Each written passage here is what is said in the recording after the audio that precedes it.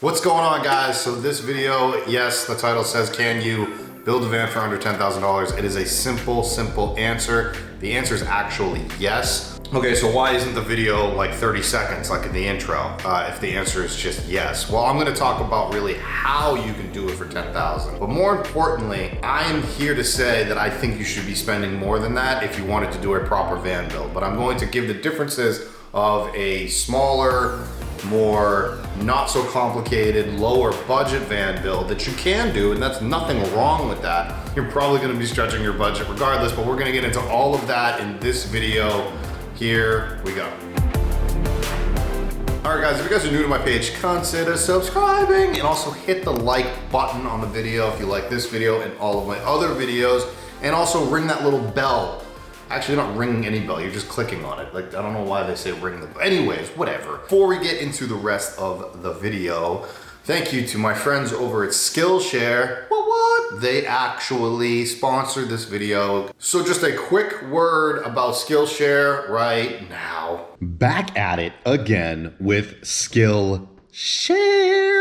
So if you guys haven't clicked the link below to get your 2 months for free, I don't know what you're waiting for. I really don't. First 1,000 people to click the link below get 2 months for Skillshare Premium free. 2 months for free. I can tell you firsthand that this stuff is awesome. You get to do online classes from actual people that know what they're doing, and they teach you, and you can do almost anything. The professionals that are teaching you. Skillshare has teachers and icons and experts all throughout all the industries. So go and check out that link below. The first 1,000 of you, enjoy it.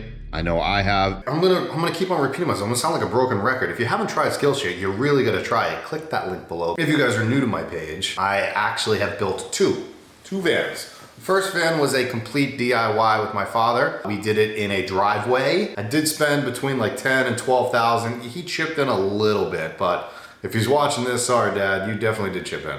It was like 10 to 12,000, and it was a great build. I loved it. It lived in it for 2 years, 2 freaking years in that van. And then I decided to sell it after 2 years, and I went all out on my next van.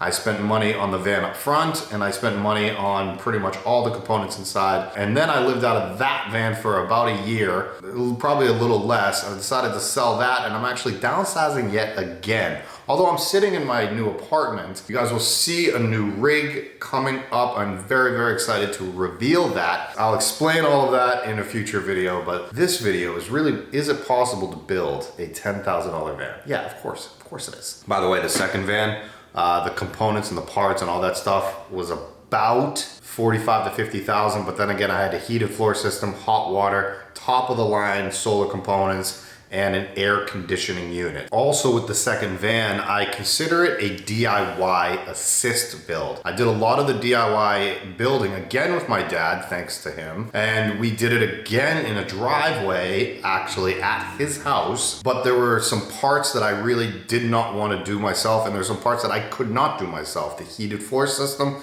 has to be professionally installed, and I did pay somebody to do the electrical parts. But we're gonna get into all that and the reasons for why and why not and all that good jazz. So before you even dive into doing a van, doing a layout, doing a design, doing your research, you gotta think about some other things, right? You have to think about space, and you got to think about tools. Where are you going to do this build? If you don't have a space to do that, you need to figure out where you're going to be doing it. Are you going to be doing it in a driveway, a backyard, somebody else's house, a garage? Are you going to be renting any of those places? That stuff right there off the top costs money.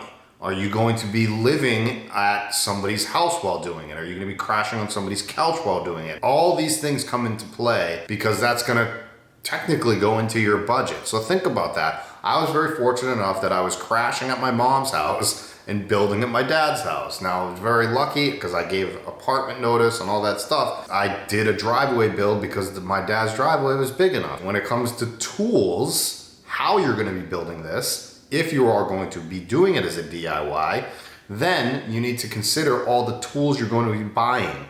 There's a few $100s, if not close to $1,000 worth of tools. And we're not even talking screws and glue and all that other things that you just randomly need throughout an entire van build. All the types of saws, whether you have a table saw, a track saw, jigsaw is important. I use my brad nailer a lot, or a nail gun. All the different drills that you need, so many different things. If you wanted to go a cheap tool version, gets the job done, I actually use them. They're Ryobis. You know, any carpenter that will say anything will just, you know, poo-poo all over Ryobi. But guess what? It is your everyday kind of tool, and they're probably the least expensive, and they still work. I do want to switch to a Milwaukee. If you watched the live recently, I've actually talked a lot about how I want to switch to Milwaukee. But if you want a higher grade tool, you can get Milwaukee, Makita. I'm not a fan of DeWalt, although DeWalt table saws and chop saws are really nice. I feel they're better than others. I could do an entire video on tools, and maybe I will do that in the future. But that is something you definitely need to think about while doing this whole beginning process of where the heck are you gonna do it and how are you gonna do it? Right off the bat, if you don't have any tools, you need to actually think about you're dropping already between 500 and 1,000 on tools. If you're renting space, depending on where you are, whether you're out of the country or in the United States where I am, garage space, driveway space, maybe you're renting from a maker's space, which are probably not open right now, but I knew some friends that actually had a monthly rental at maker spaces. I don't know if they're still around. They're kind of like you pay a monthly service, you can get a 3-month service or 6-month service, and there's a community of tools, and it's like a shop. They actually bring you in, they'll put you through like a safety course, use that space and the tools that they have there, you know, for a really decent price actually, and I actually have no idea how they make money, but whatever. I knew a few people that actually built their vans that way, and they worked out really well. So if that's something you're interested in, by all means, do it that way. If they are open, or if they're, you know, if they're still around, geez. So once you've figured that part out, then you have to, okay, now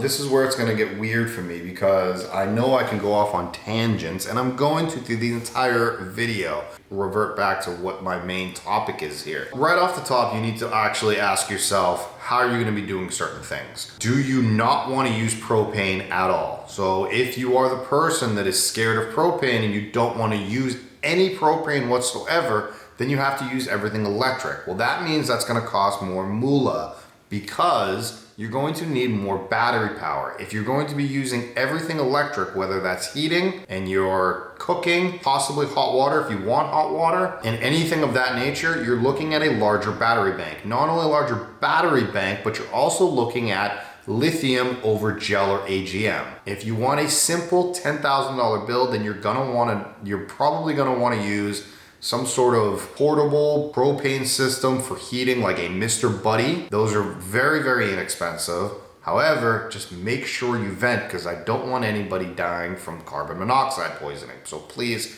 if you are gonna use a Mr. Buddy, please, please, please vent your space, vent your windows, vent your roof, vent it however you can, because you need to have that carbon monoxide exit that small space that we're in called vans. Heating isn't even the most expensive thing, but if that's a cheap version, which is, or I don't want to say cheap, I don't like that word cheap, because I used a propane in my first van. So a less expensive is a portable Mr. Buddy heater, and then the more expensive, or I would say the top of the line, is a Van Life Tech, which is what I had in my last van. If you want to go full Roman on it, which is what they're actually called, the Roman Holiday is the top of the Van Life Tech system, which is the heated floor and the secondary blower system. And then if you want to go under that, you're looking into Rixson, and if you want to go even under that, you're going in an air top heater. And there's a bunch of different options and new things coming out every single day. So you can still get a good heater for $1,500, whether it's an air top, and that is a high altitude kit. And then people are going to comment and say, what about the Chinese diesel heaters? Yeah, you can install those. I know there's a couple right now that just did a massive install on their heating system and hot water system. I'm not going to poo-poo all over any of that. That's probably fine. I just don't know enough about that system just yet. I feel like it's imported from overseas.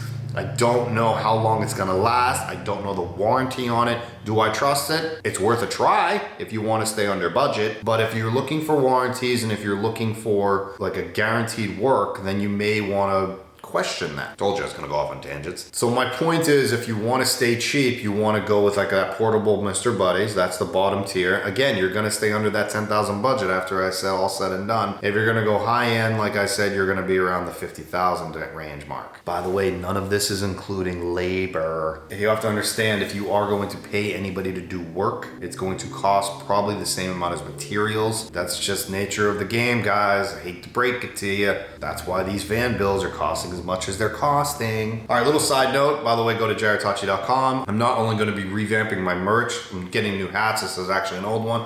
I'm gonna be releasing some prototype shirt. I'm gonna be putting out some cool shirts really soon. And I'm also gonna be doing not just phone consultations, which I have been doing through jarrodtocci.com, but I'm also gonna be doing some one-on-one DIY coaching. Have a conference with you and I can actually show you where to buy products. It's either gonna be over like a 4 or 6 week span where I'm gonna be able to sit down with you and actually help you out. And I don't wanna use the word coaching, but I'm gonna be able to be there to assist you during your DIY build process, especially in the beginning. We're gonna set up Zoom calls. That's all gonna be through my website.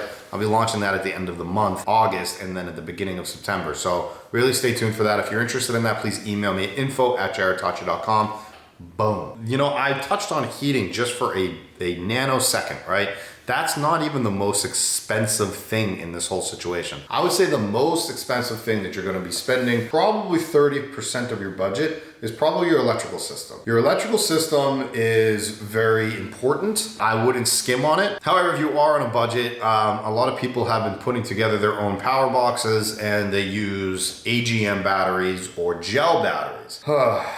If you want to use them, that's fine. I used them in my first van. However, it was many years ago. It was over 3 years ago, and the lithium batteries weren't where they are today. I feel that the lithium batteries have come a long way in the last 3 to 4 years, and I feel that the prices have actually leveled off to a reasonable price for people to afford them. I think they're about double, maybe a little bit more than double the price of an AGM or a gel battery. Is it worth it? Yes. I think so. If you have a 100 amp hour gel battery and a 100 amp hour lithium battery, you're getting actual 100 amp hours out of the lithium and you're only getting 50 amp hours of usable energy out of the gel or AGM battery. It's just, that's how it goes, guys. So, and it's also like triple the weight, which, by the way, we're driving vans, you have to watch your weight. You don't want to go over the gross vehicle weight rating. It's not that it's a bad thing. Well, it actually kind of is a bad thing. But people don't want to listen to me for some reason. The electrical system, I feel, if you aren't going to do a custom lithium battery kit,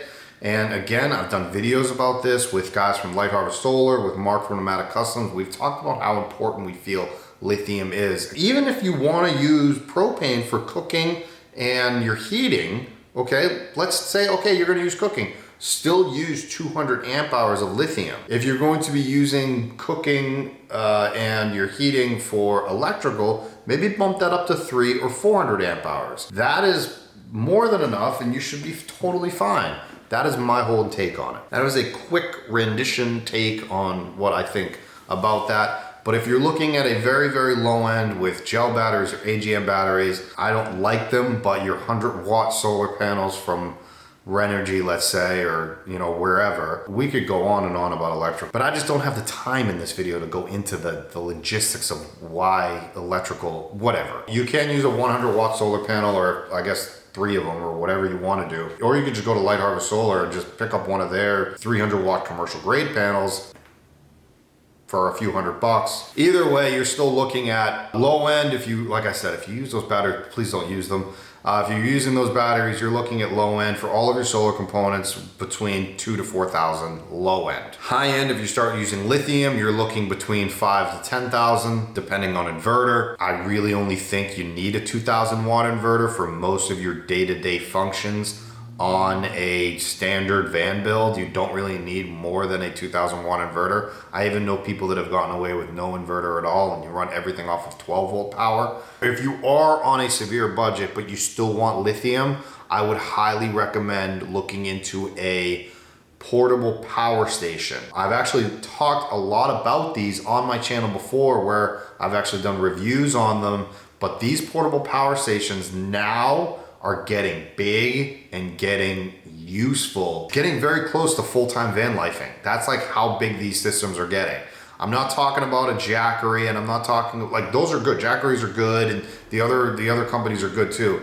EcoFlow has a big battery system. ReLion is now coming out with some massive systems, which is great. And Light Harvest Solar has some really, really good systems. What everybody's talking about are the Blue Eddies. I've actually done a review on one of the Blue Eddies. The new Blue Eddy system is supposed to be really top of the line. Can't wait to get my hands on one of those. So guys, if you want to have a decent budget on a power system, that is an all-in-one unit. Think about that. It's like $1,200, but you get everything you want in one little system. Now, if you want to build a generation power box, or entire box with multiple batteries in it, that is something completely different. But this is a budget video, and that's what I'm trying to convey to you. $1,200 you can spend on a portable power station. Guess what? They come with MC4 cables, which are the cables that hook up to a solar panel. Boom, you put a solar panel on the roof. Boom, you run a wire down into that thing. Boom, that thing's charging. Boom. Let's do some math here. If you want to stay cheap on a heater, you go with a portable heater. They're like $100 at Walmart. You want to go portable power station? Okay, you're looking at $1,200. You want to go with like a Blue Eddy? You're looking at $2,000. Light Harvest Solar is about to be selling those bigger ones too. So maybe $2,000 or $2,200 or whatever it is. And then a solar panel, you're looking at a good solar panel. You're looking at $400, I think, give or take, maybe $5. So now you've got the two most expensive things taken care of, which is heat and electrical. Other big, I guess, expense is going to be hot water. People love to have hot water. Well, I just did a video recently on the geyser shower system. That actually gives you hot water. You've actually seen me plug it in to a portable power station. Oh, I guess that worked. That's if you want hot water. Or what a lot of people were saying in the comments of that video, which I thought were hilarious because I was only talking about that product, but all you really need to do is put water over a stovetop and that eventually will get warm, and there's your hot water if you want to do it that way.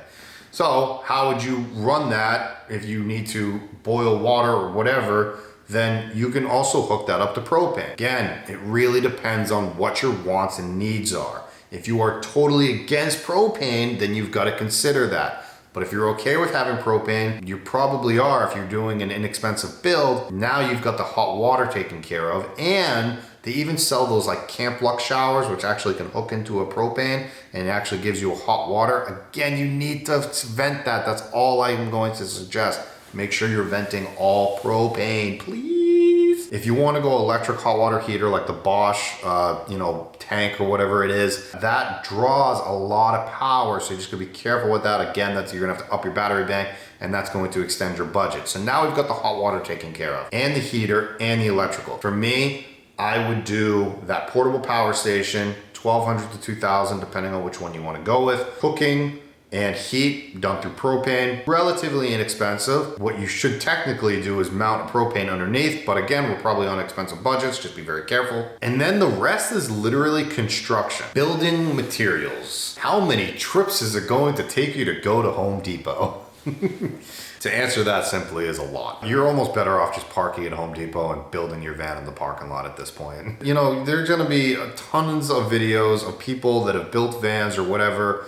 I've got videos on building vans. I did a whole series of my last van build. I've tried to teach people and help people, but just be careful when you watch those videos. I'm just gonna say, make sure you are careful when you are watching, people build their vans. How do I say this? I get this a lot. People are like, I built a house, I can build a van. Guys, if you have built a van, or if you've talked to people that have built van or vans, then you will understand it's not as easy as that. There is a lot that goes into this, and that is a different video for a different day. It's just there is so much that is, I was even overwhelmed the first time I did this. Again, this is why I'm offering the one-on-one coaching. There's just so much that goes into it. I've seen it firsthand where my buddy Mark at Nomadic Customs has gotten clients of recent that they've tried to do a DIY van build themselves, and then they realized they were in over their head and they brought it to a professional anyways. Just understand that you need to know what you're getting yourself into. Now, this is more of an inexpensive van build, so is it possible to do it? Yeah, just make sure that you use the right wire when you're running your wires. Don't use speaker wire. It's not great wire for vans. Use the coated wire, use like a boat wire, use a lot of marine grade stuff. Towards the end of this video, I'm just going to quickly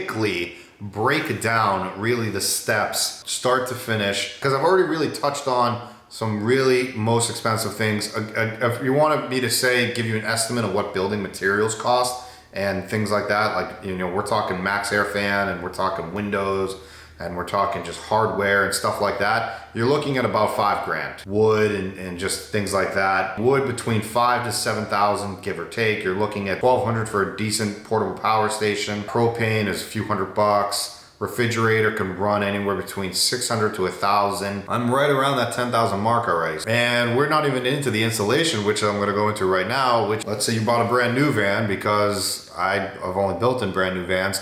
However, if you didn't buy a brand new van and you bought a used van, just make sure you strip it, you gut it, and you take care of any rust spots or you clean anything up. Now you're looking at insulation. So what I like to use on the floor is a rigid foam board. I prefer like a 1-inch, and I'd actually put something underneath that, whether it's like a duct insulation, like right up against the floor, or just something just on that bare metal. Any type of thin insulation right on the bare metal, because that metal, you want to create a thermal break. Then you want to put like a 1-inch foam board, and then you want to put a marine grade subfloor on top of that. That's your floor, boom, done. Then you want to have insulation, right? Again, you want to cover all the metal with some sort of thermal break, whether it's kiln mat or maybe a duct insulation or something along those lines. And then I would actually put another insulation over that, whether it's wool or Thinsulate, that's totally up to you, or even foam board, totally up to you.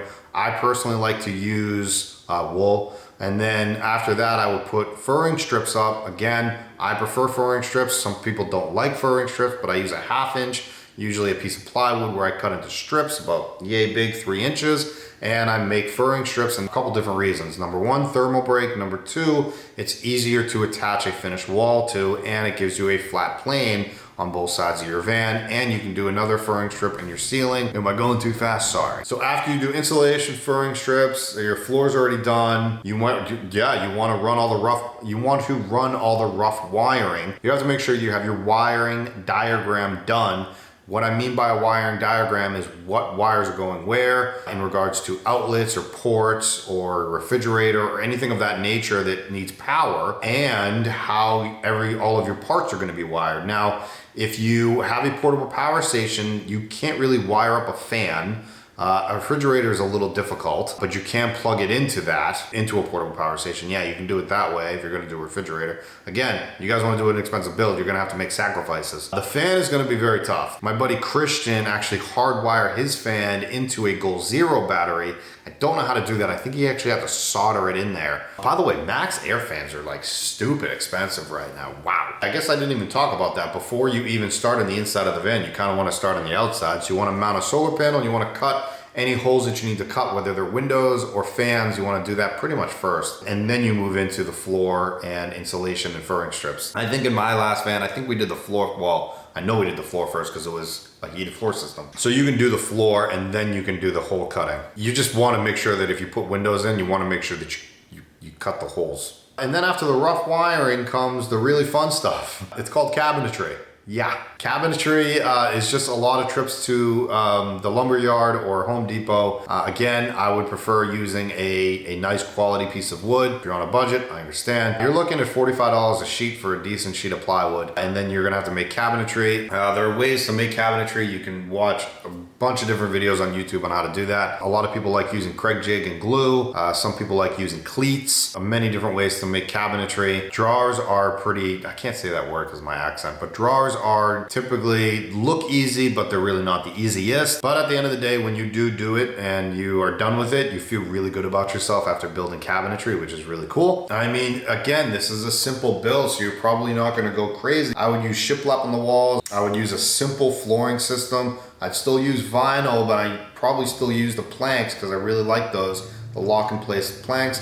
I'd probably go a 4 to 5 millimeter to save myself some money. Again, shiplap on the walls, or if you really want to save money, you could go like a 1/4 inch maple plywood.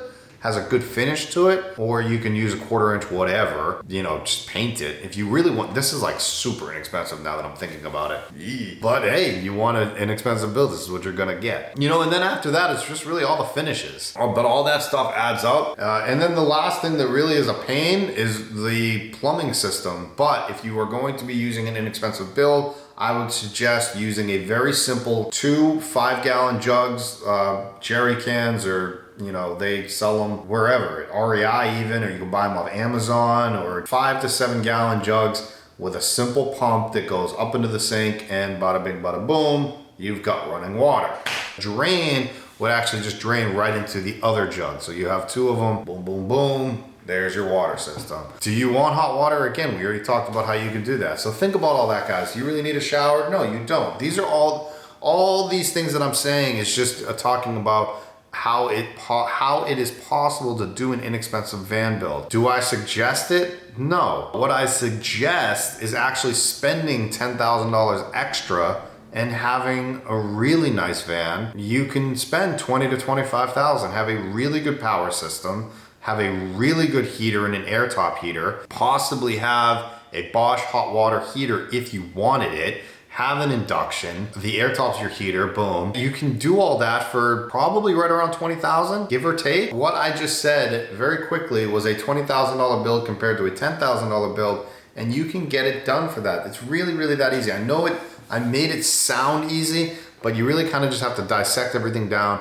If you have some questions, please comment below or email me at info@jarrodtocci.com. Book a consultation through my website, jarrodtocci.com, and I can sit down and we can hopefully dissect this thing together. I've got a really cool upcoming video that I'm actually filming with Mark from Nomadic Customs. We are going to be chatting about how to find a van builder. He has promised me he's not going to be biased, which is going to be really cool. And I know he's not going to be biased because he actually has given panel discussions at festivals on how to find and what questions to ask a van builder. I will be there as well. We're going to have a great discussion about that. Stay tuned for that video in the next few days, and I will see you guys later.